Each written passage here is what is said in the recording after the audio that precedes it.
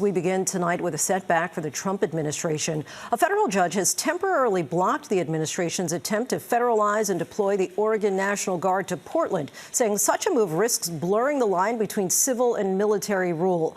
In her Saturday night ruling, the judge said that President Trump's description of chaos in that city is, quote, simply untethered to the facts. The Trump administration is planning to appeal that decision. Overnight, protesters and police clashed outside of an Immigration and Customs enforcement facility. The White House is now sending California National Guard troops to Portland, and California is planning to sue.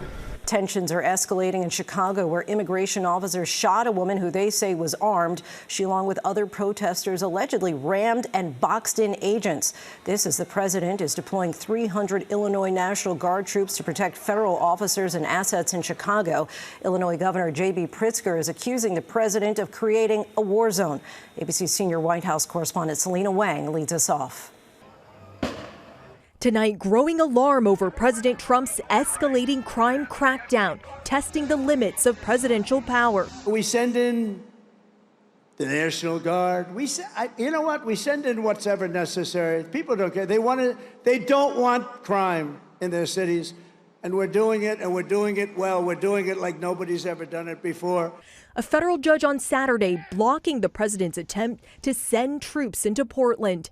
The federal judge who Trump himself appointed saying the administration's descriptions of chaos in the city is simply untethered to the facts. The protests in Portland have not been significantly violent or disruptive and are insufficient to federalize the National Guard in the state, writing, "This is a nation of constitutional law, not martial law." At a gathering of top military leaders this week, Trump suggested using so-called dangerous cities in the U.S. as training grounds for soldiers. We're under invasion from within.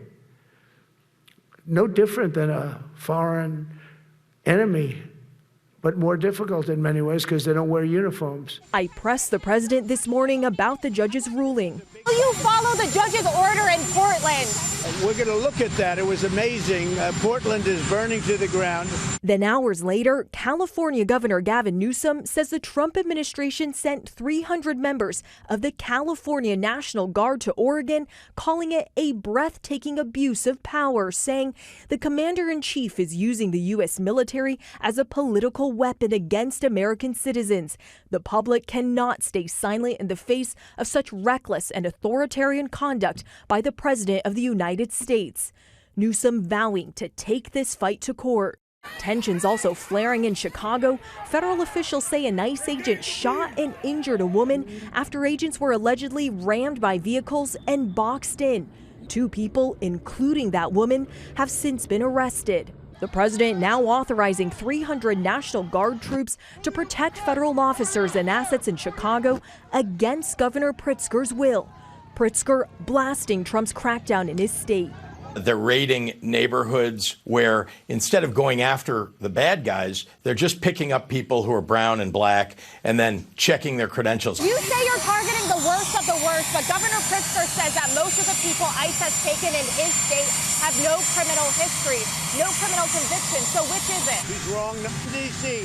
went from a hellhole to a safe place. It took 12 days to solve the problem. 12 days. And we're going to do that in Chicago. We're going to do that in Portland. Now, In Linsey, Governor Newsom says California's National Guard troops are already on their way to Portland as Oregon's Attorney General prepares to sue. But tonight, the White House is defending the president's move, saying that it is within his authority to send in the troop to protect federal officers in Portland. Linsey? Selena Wang from the White House. Thank you.